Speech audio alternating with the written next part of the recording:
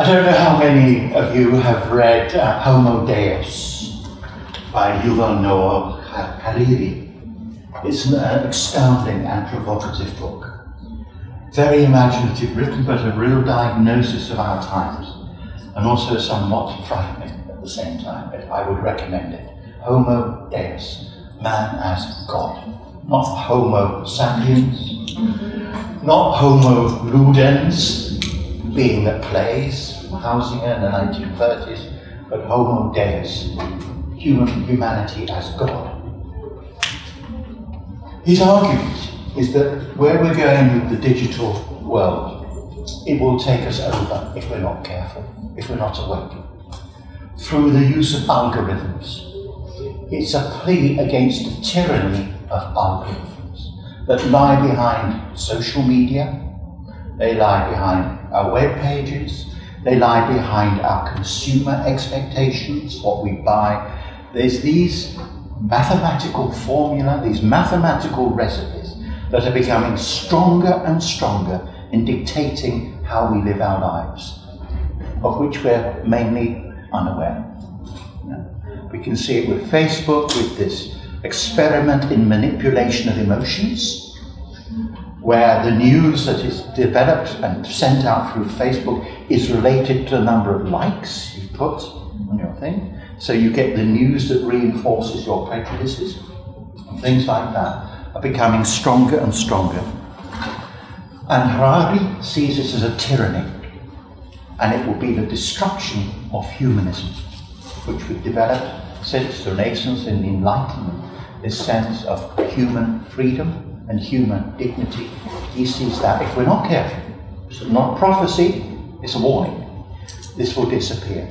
Because what we've seen in the last decade or so is an amalgamation between the biological sciences and computer technology, both seeing us as instruments of data, that we contain data, genetic data that can be manipulated, our brain, a data processing machine, everything connected in the life sciences and the computer sciences coming together then have the risk of dehumanizing where we stand. And it's insidious. I don't know if you've noticed how often we now use computer language to describe human behavior. It creeps up on us without us being aware.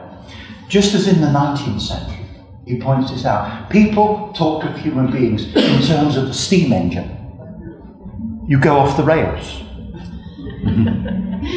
You feel pressure that's going to burst. You let off steam. And he points out the technology of that time, the most advanced technology of the railways, really entered into our consciousness as describing a human being, where we have valves and tubes. Yeah? And I've seen pictures of human beings as steam engines. Yeah? That the technology that we've developed becomes intrinsic to our view of what it means to be a human being. And he points out that is the same with the computer. Yeah? But if we're not careful, we will see ourselves as machines that make calculations, and even that underlies our decisions. Yeah? The steam engine. Mind and body are made of pipes, cylinders, valves and pistons that build and release pressure, thereby producing movements and actions. That human being is seen as a mechanical device. And now, in our time, this is becoming digitalized, the computer, in a way. So it's in danger that we lose our humanity, and it's part of the hubris, the pride of our age, that we feel with our great scientific and technological endeavour that we're far superior and far cleverer and much more able to manipulate the world and others than they were in previous ages.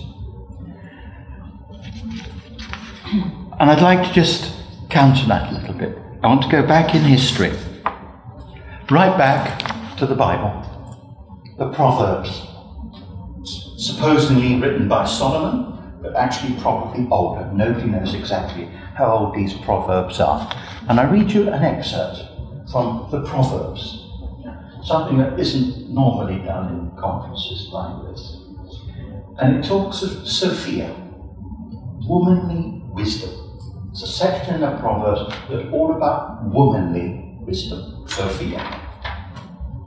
Sophia was by God's side, a little child, delighting God day after day, ever at play in God's presence, at play everywhere in God's world, delighting to be with the human race. I think it's a lovely description, because I've got 2 little grandchildren. And when I play with them, I just feel their delight at being here with us. It just shines from them in everything, in their eyes, in their gestures, in what they say, this delight in a discovery of the world. And I think that's very important, that if we want to counter this mechanization process that is threatening us, we have to learn from the little children themselves, what they bring to us as adults. It's not just our care, it's not just what we do for children, it's what children also do for us.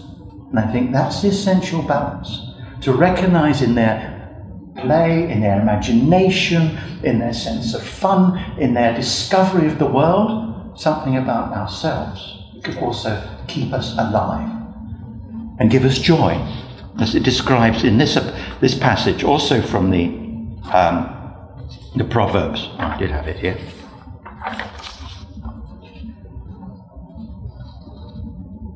Sorry, I've got the wrong one. I'll move it for now. You can look it up yourself. It's Proverbs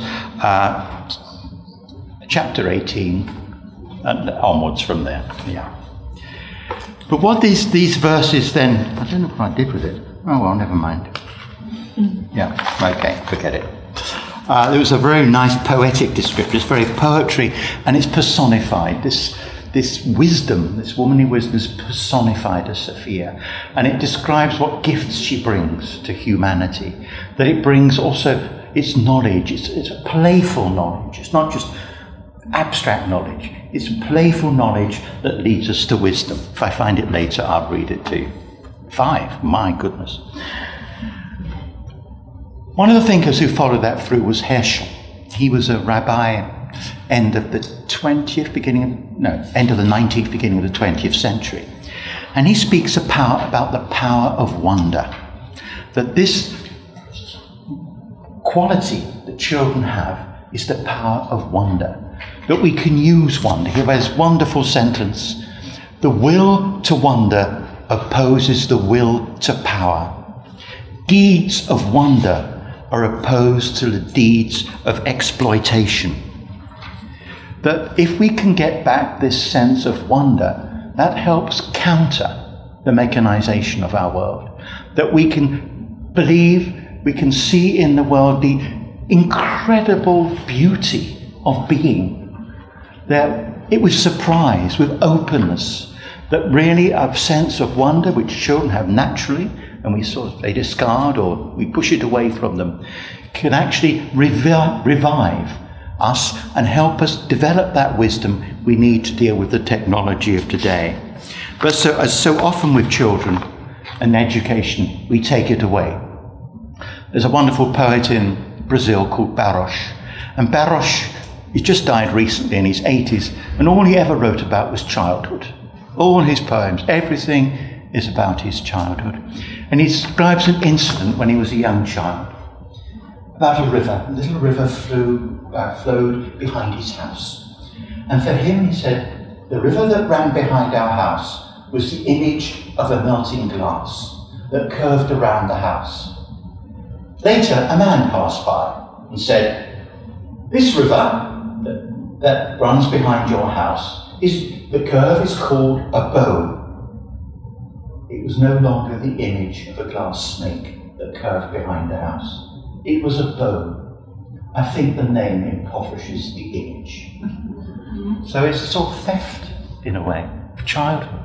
This turning into an abstraction before the child is ready, and what was a living snake becomes an abstract geometrical figure. The name impoverishes the image. And I think that's what we're up against in many of the educational practices of today. that the meaningfulness that's been described below through the sensory experiences and the emotional experiences, we turned into an abstract concept. And this is part and parcel of what we've got to be aware of when we use this technology with which we've now been gifted. So I have to finish. Clara tells me, so I'm going to jump just through everything. This, Maya Angelou, another great human figure, an amazing American, African-American writer, and poet and singer and dancer and activist, who, if you ever see her interviews with her, is just full of joy. In spite of everything that life threw at her, which was very difficult, great impoverishment, abuse, sexual abuse, all the rest of it when she tried. Out of it comes her joy. One sentence. Our life is not measured by the breath we take, but by the moments that take our breath away. Our life is not measured by the breath we take, technological, scientific, life sciences, measuring, utilitarian, but by the times our breath is taken away. Surprise, joy, creativity, openness, and wonder. And lastly, because I'll lead on to what I think Joan is going to say, I don't know what he's going to, but I'm guessing. Where can we find that? We find it in the natural world, which was here downstairs. I've noticed with my grandchildren, a little leaf, a petal, anything, the immensity of their imagination, and the joy and the sort of healthy exuberance they can experience in the natural world. So if we want to balance the digital, we can't demonize it, nor should we. We all use it, it's great, but to balance it is very much in the natural world. When I was a teacher, I taught underprivileged children in the south of London. These were young men of 16, boys' school, who were probably going to end up in prison, and often did. They disappeared for 6 months, they'd gone to prison or whatever, stealing, breaking into shops. On Sundays, I took them out. I couldn't control them. In the week, I was a new teacher, my first year teaching, and they controlled me. It was chaos. It was so difficult. These children that had been damaged, terribly damaged. But on Sundays, I took them to a farm. They came in the train, and they came to a farm, and they were different. Their greatest privilege was to collect eggs. And as soon as they walked into a field, they threw out their hands like this and rushed around the field. At 60, they'd never experienced that space or nature in that way. Already at that age, hardened young men, quite violent, aggressive, in that world. And that taught me a big lesson. I could control them on Sundays. They actually bowed to me. Hello, sir. I did this. The rest of the week I just got sworn at. But that was a lesson I learned very early on in my teaching career. Yeah. This world of nature, what it can bring. So I would like to highlight what was said downstairs, really. This is where we can really balance. It's not pushing away, it's really balancing how we look at our children. So, okay, sorry about all that. Thank you.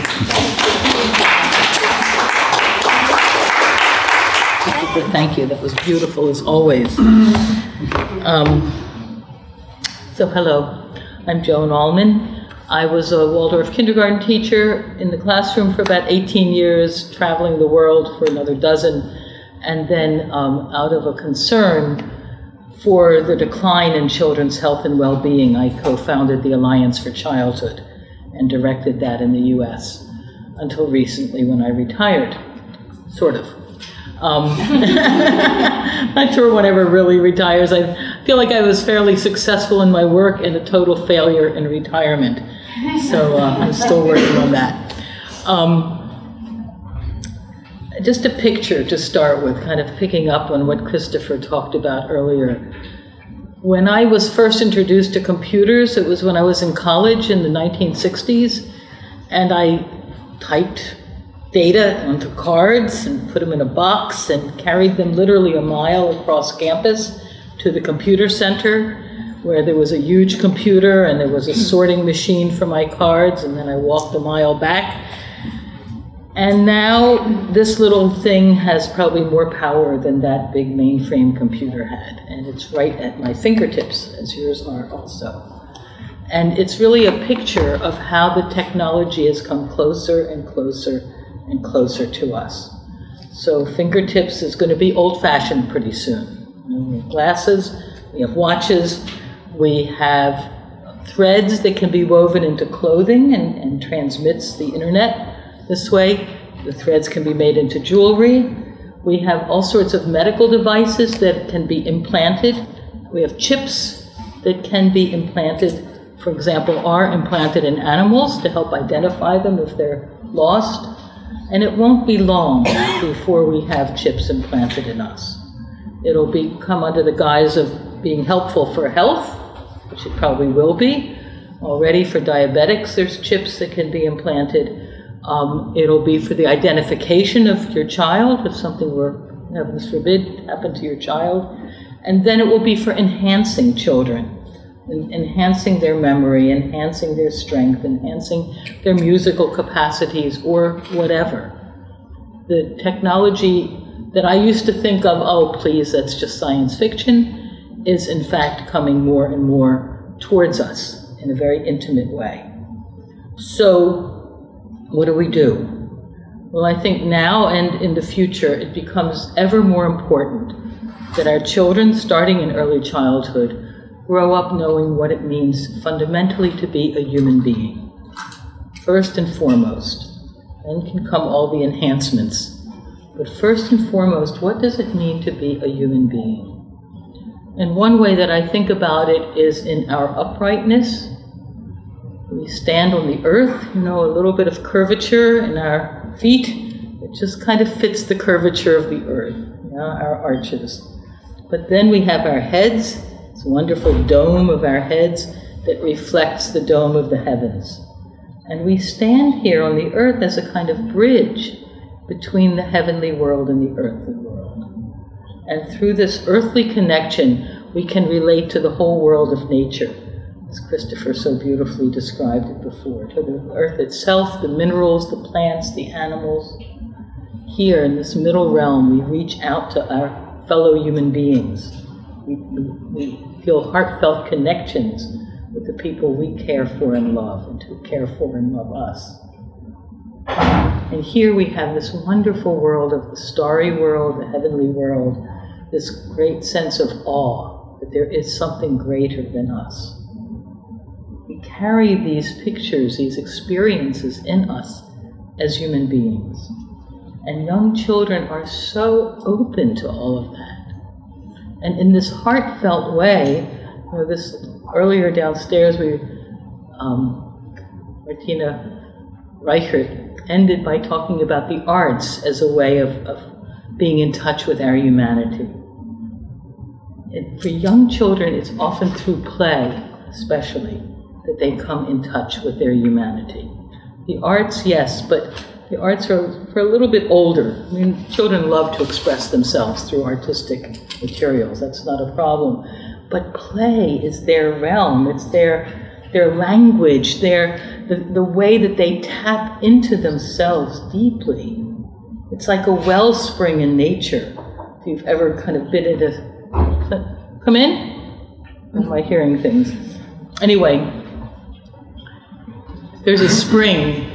My husband and I spend our summers down in the mountains of Tennessee, and there's a spring by the river that people love, but I didn't love it because it was all clogged up and gushy, and it just didn't appeal to me. It was all clogged up with sticks and stones and leaves and so on. And then with a little group of children from our family, we cleared the spring.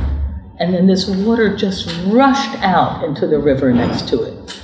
And, the children built a dam, and we made little boats out of twigs and grasses, and they put it in the spring, and the little boats would shoot out into the river. And it was so satisfying to unclog this spring and let it flow. And I think for many of our children today, whose opportunities, for instance, for play have been very limited, we have to be like those children who cleared the spring. The urge to play is a deep, fundamental urge in human beings.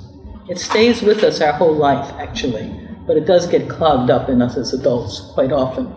But in children, they need us to kind of clear the spring so that they can use play to discover themselves, to discover the world around them, their place within that world. And all of you who know young children have seen this in action. I could give a lot of examples, but I'm afraid I'll run out of time if I draw too heavily on my examples. But I've seen children use play in fun ways. I've seen them use it in very serious ways.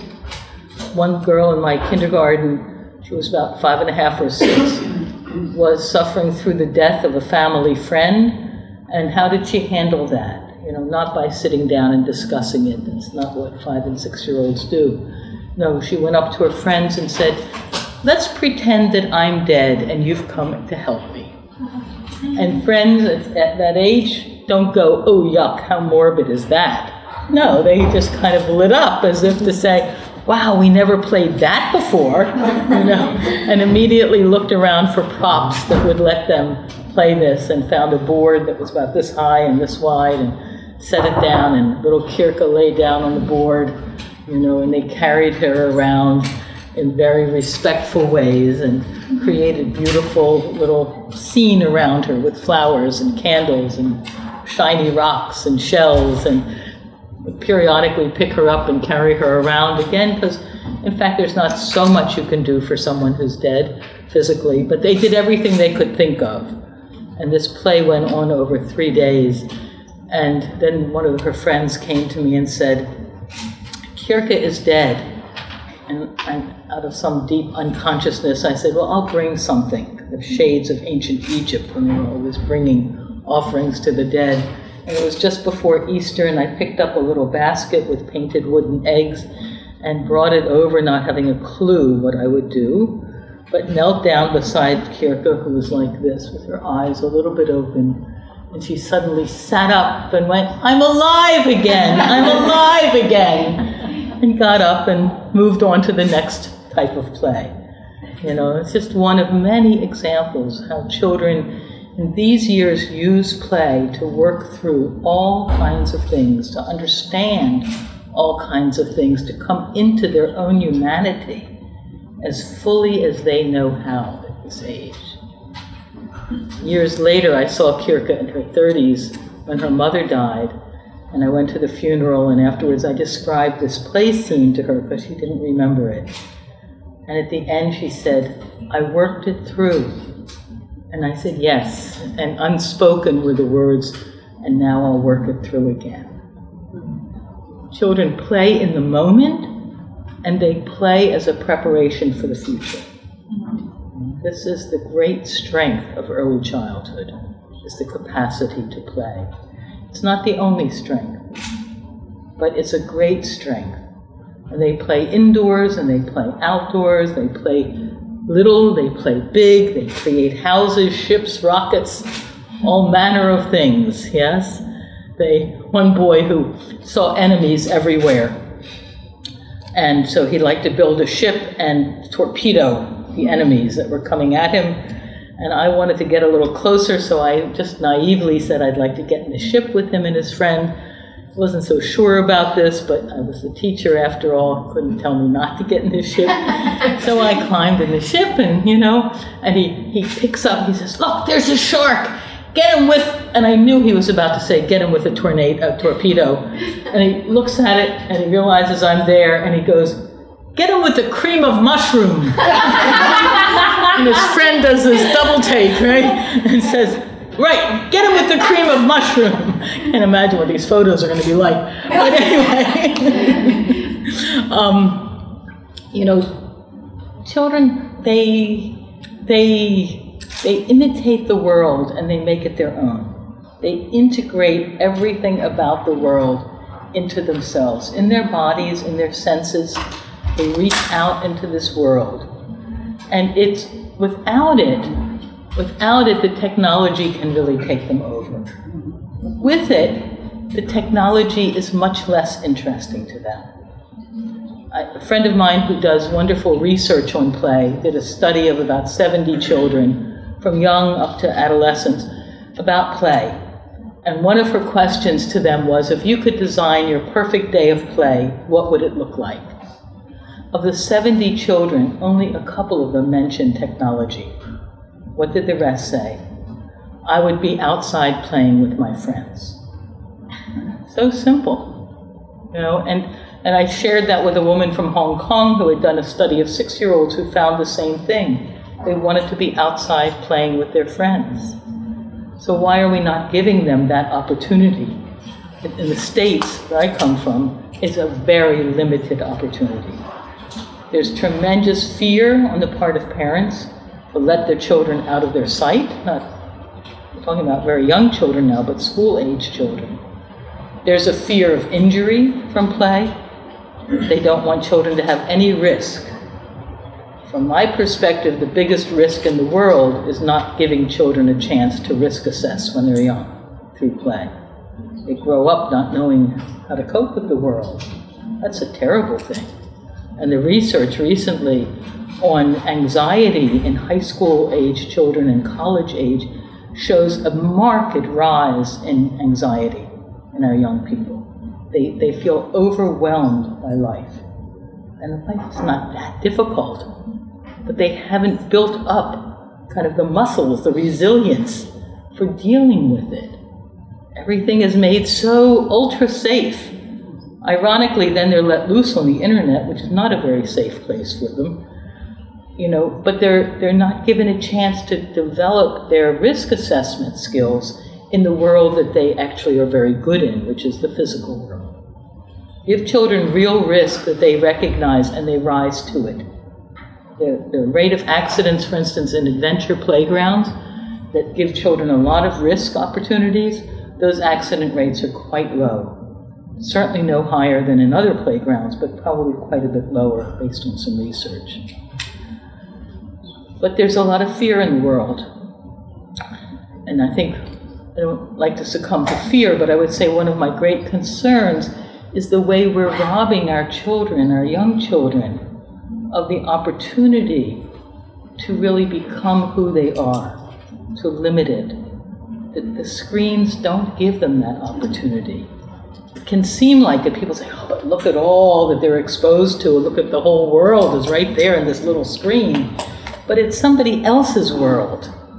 It's not the natural world. It's not their world. It's not their stories that are created.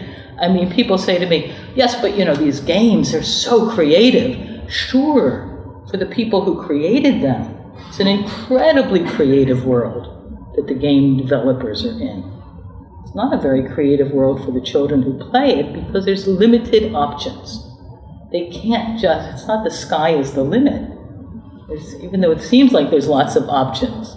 I think of, there's a game, at least in the States, called Minecraft. I don't know if it's been so popular over here. Anyway, I kept hearing about it. I was visiting a cousin. His twin boys were about 8 or 9. And, you know, their big treat was on weekends, they were each allowed a half hour of playing Minecraft. So I asked them if they would show it to me. So Noah was happy to do that. And he showed me how he builds up a house. So he has these various options. And I thought, well, this is not so bad. He's making decisions. He's 8 or 9. It's not the end of the world.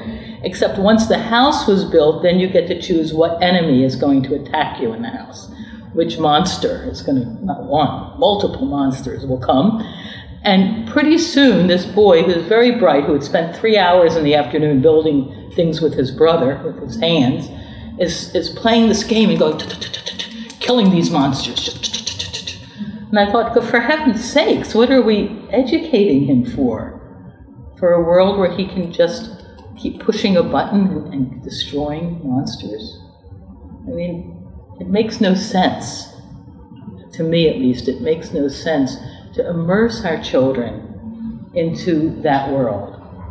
And those who know a lot about the desensitization of people, how, for instance, we get soldiers to be willing to kill one another, kill the enemy. Human beings by nature don't like to kill other human beings. But the military has learned how to desensitize them, so they're willing to kill in war. And one of the critics, a retired Army instructor about this, you know, makes the point that we're doing exactly the same thing to our children and desensitizing them. Not that they'll necessarily go out and kill, but that something of this wonderful warm heart that we see in the young child gets hardened, crystallized, made more difficult through the technology that we immerse them in. And I think one of my real pet peeves in this world of digital technology is hearing people say, yes, but Joan, it's here to stay. Well, yes, so are cars. I guess eventually we won't have to learn to drive them, but for the moment we still do. We don't put 3-year-olds behind the wheel of a car. Give them toy cars, that's fine. Why do we think they have to have the real technologies? Why do we think that babies and toddlers need something as powerful as this in their hands? You know, they don't. I've been on planes where, you know, a perfectly lovely baby just needs a little nursery rhyme to calm it, and instead it's handed this, right? And people have just forgotten how to soothe children, how to engage children, right? How to entertain children. It's not hard. Children are so open to what we have to offer them. The nursery rhymes and the stories and so on. About 6 years ago, there was a study done of how much technology infants and toddlers were exposed to in the US. So in the first year of life, 29% of children had about an average of 90 minutes of digital technology every day. 29% of children in the first year. In the second year of life, 64% of children had 2 hours of digital technology. You know, when Martina Reichert was speaking earlier, I thought, if you don't set boundaries, things escalate so much. We don't have boundaries in the US. People feel it's un-American or something to set boundaries around technology. We don't have it, and what we do have, again with data that's now 5 or 6 years old, so it's a bit out of date, is that our youngsters ages 8 to 18 spend 7 hours a day in front of screens outside of school. Many of them have their own tablets and computers in school, but outside of school is actually a little more than 7 hours a day. And that when that study was done, those youngsters were not very exposed to technology in the first few years. That's a more recent development. If that study was repeated now with children who had so much technology already in their first 3 years, the numbers, I'm sure, would be much higher. 7 hours a day outside of school when they're glued to a screen, little screens, big screens, whatever.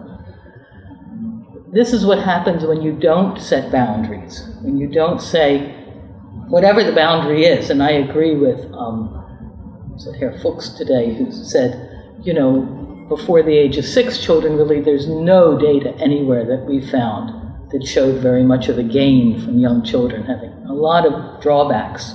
I might mention this publication that we did a few years ago in the Alliance called Facing the Screen Dilemma, and it's on our website as our earlier publications on technology, freely available. But it has, the opening chapter has a lot of research about some of the harms that are done by technology in early childhood, and everything is referenced and footnoted, so if you ever need a source for some arguments, this is one place to find it. In those early years, as far as I can tell, children really don't need it. And yes, you know, as Martina Reichert said, a child can feel left out. They don't know the television show that somebody else is talking about in the kindergarten. But guess what? They just make it up. Over and over, you know, I saw this. The children who didn't watch television would kind of catch on to what the storyline was. And then they were the ones that were very creative about these stories, whereas the other children were kind of hemmed in, having watched it quite often. Or maybe they see it once at a friend's house, and after that they're fine. They know what's going on. They don't need much. A little bit, you know, they have technology, a tiny bit goes such a long way. And I have to say that with the PISA test, you all know what the PISA test is for 15-year-olds, what they found there was that if the 15-year-olds had no exposure to technology, to computers, their scores were not as good as those that had some exposure. But if they had more than an hour or two a week of exposure, their scores were not as good. And what Andreas Slifer, sort of head of the PISA, has found in visiting countries that do really well and schools that do really well is what was said today. It's the teacher that matters. It's not the technology that matters. It's the teachers that matter. And where you have really good teachers, the youngsters do really well in their learning, but I think we would find also in their social, emotional development, otherwise. And that is so true of young children. They are so dependent on their relationships with people who really care for them. Family, of course, but also teachers. And in one study about resilience in childhood, children who were born already at high risk of not growing up well were followed. And many of them did grow up well and showed quite a bit of resilience when they were in their 20s. And those were the youngsters where there was someone in their life that really cared about them. Could be a parent, but often it wasn't. Could be a grandparent or an aunt or an uncle or a neighbor, often a teacher. Somebody really cared for that child. That's, things that children need. Relationship with others, a relationship to the earth, a sense of wonder, and a heart that's filled with play and friendship and the arts and a way of expressing themselves, discovering themselves, discovering the world around them, a way of touching the world and using their senses. It's not complicated. It's not rocket science. We seem to be pretty good at rocket science. I don't know why we have such a hard time with these basic things that children need, and they desperately need it in early childhood to really find who they are as human beings. And it's the best way I know to counteract the influence of digital technology now, and it will become even more vital as we go down this road where the technology becomes a more and more intimate part of us. I would like to stop here. We have a little time for your comments, questions, and whatever. Actually, just before, while you're thinking of your comments or questions, there are some books here you can look through, some literature I can give away later. I want to show it in the panel. But also our latest book is about play, and it's completely online. It can also be ordered from Amazon. Should I give it around? Yeah. Thank you. Yes. Yeah, I was wondering what you thought about virtual reality and the difference in, because it's basically taking something that is 2D and digitalizing it so that it's 3D, and people are actually having a real experience in a sense. And yeah, basically if you think that could be a good thing for children. Can they smell it? Can they taste it? Well, I don't know. Can they touch it? I don't know if they could in the future. I think in 100 years it is foreseeable that they will be able to do that. Yeah. You go ahead. There was a report issued a couple of days ago concerned about virtual reality in mental health with young people. What we're seeing is that children are presented with synthetic subjects, not, as you said, virtual. It could have a role, I think, for things like surgery. It can be an amazing tool, where doctors collaborate across vast distances and help each other. It's a wonderful tool. But where the children need that connection to reality. There was a survey done every year in England. BBC, Oxford University Press asked children to write stories, and they get about 12,000 stories. And they look at these and see the most common word, and about 50 million words. 215, the most common word used by children was hashtag. And also the most common theme of the stories were using the internet to become famous. So it really enters into the child's imaginative life. And what worries me, I've tried virtuality, it's great, I mean, it's fun. But on the other hand, does it distort the reality that the children need to receive embodied knowledge that we were talking about earlier? When should it happen? And how could we use it as a tool wisely rather than just as an answer for everything, as a fact in education, because it's clever.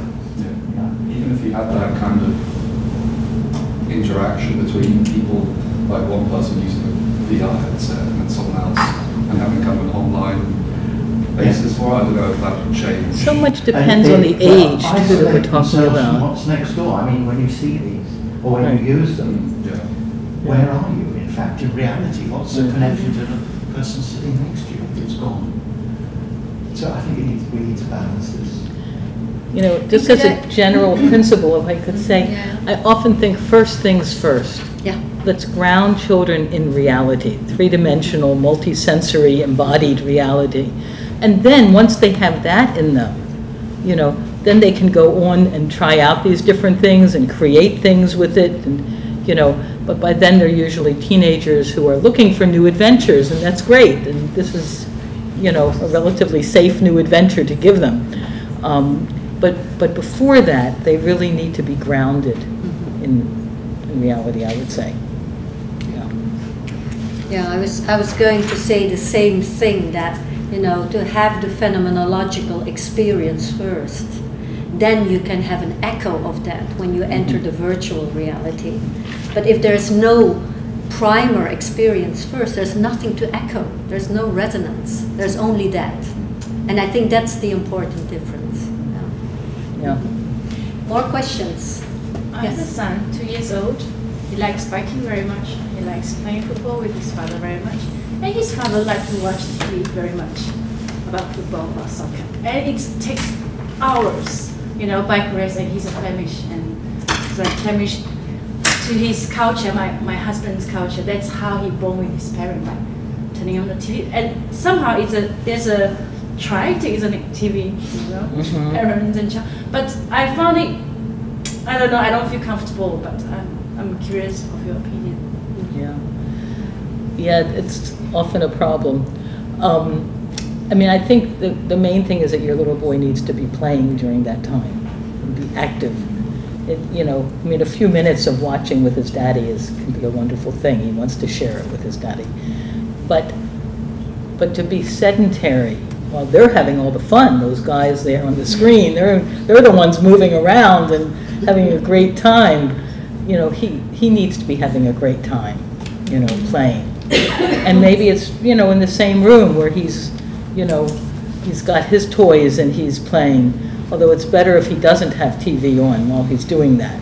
His play will be richer and deeper. But, yeah, I don't think you'll get your husband away from the screen, but you might be able to get your child away from the screen. I don't think we should sound too negative, actually, because there are other tendencies.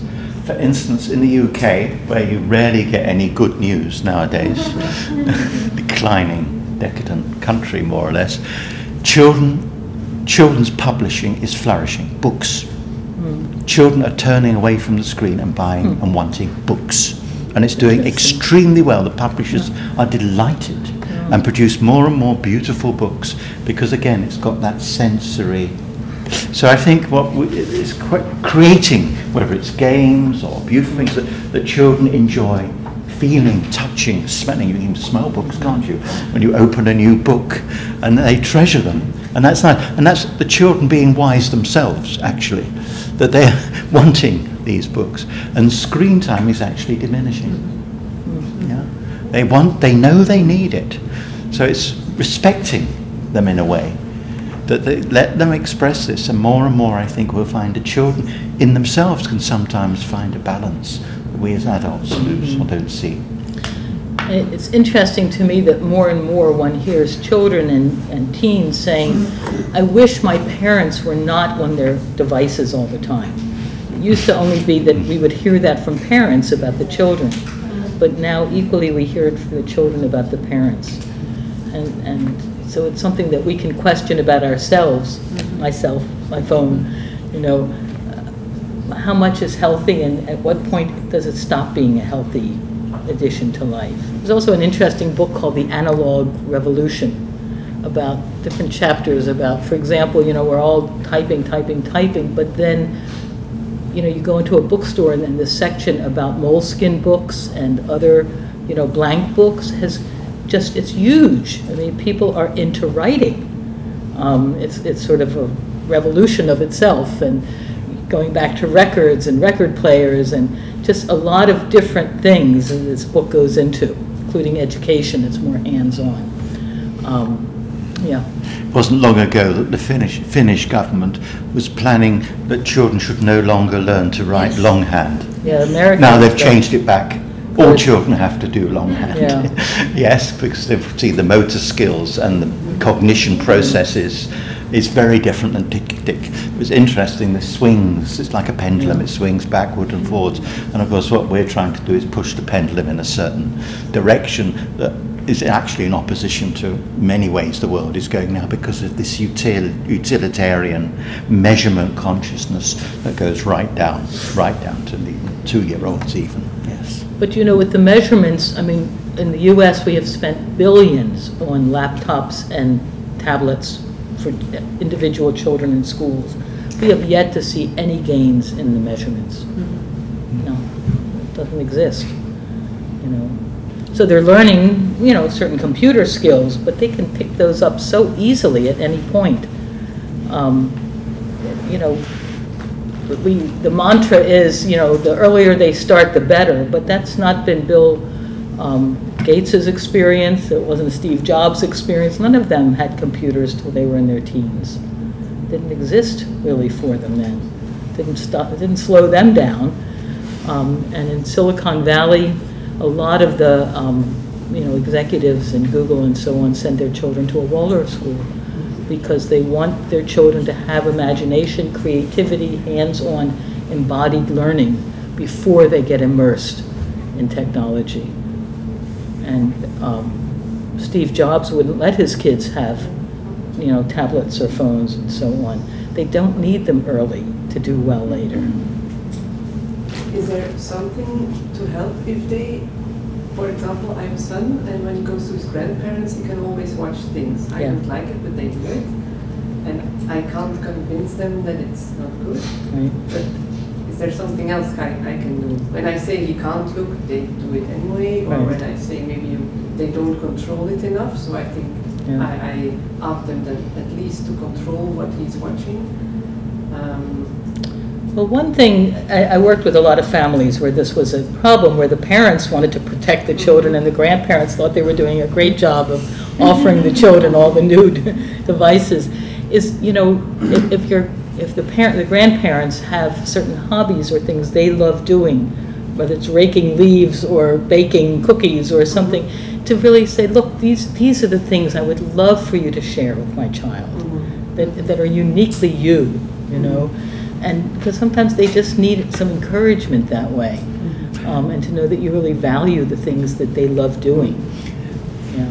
And you can tell your grandparents, ask them, what do you think that the children will remember of you?